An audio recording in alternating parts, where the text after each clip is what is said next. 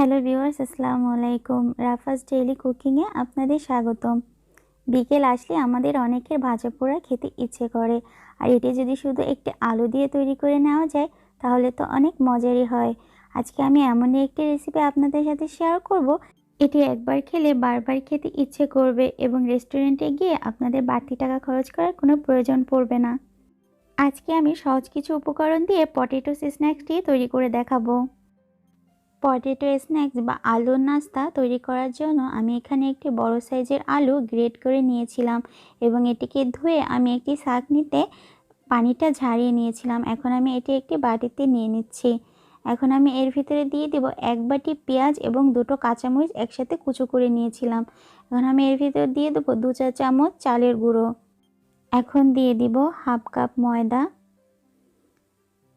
Half চামচ হলুদের গুঁড়ো, হাফ চামচ মরিচের গুঁড়ো, হাফ চামচ ধনিয়ার গুঁড়ো, হাফ চামচ জিরার গুঁড়ো, 1 চামচ আদা বাটা, 1 চামচ রসুন বাটা এবং স্বাদ অনুযায়ী লবণ।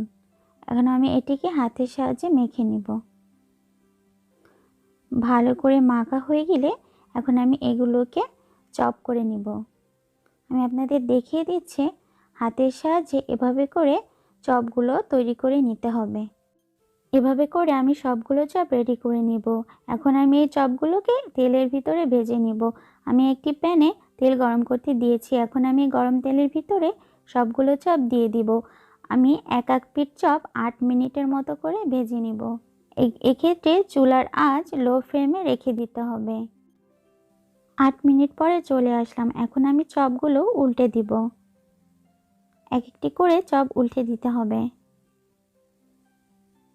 চপগুলো উল্টানো হয়ে গেলে আমি অপর পিঠ 8 মিনিটের মতো আরও ভেজে নেব। আমার চপগুলো ভাজা হয়ে গিয়েছে। এখন আমি এগুলোকে একটি পাত্রে তুলে নিচ্ছি।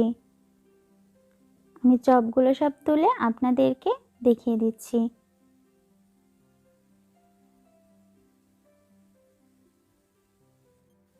আমার পটেটো স্ন্যাকটি তৈরি হয়ে গিয়েছে।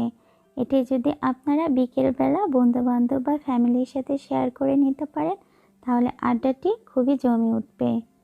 বাইরে গিয়ে এক্সট্রা কোনো টাকা খরচ করার প্রয়োজন পড়বে না। বাসা বাড়িতেই আপনারা আপনাদের বন্ধুদেরকে ডেকে এটি শেয়ার করতে পারেন। আমি আপনাদের একটি চপ ভেঙে দেখিয়ে দিচ্ছি কতটা মুচমুচে হয়েছে।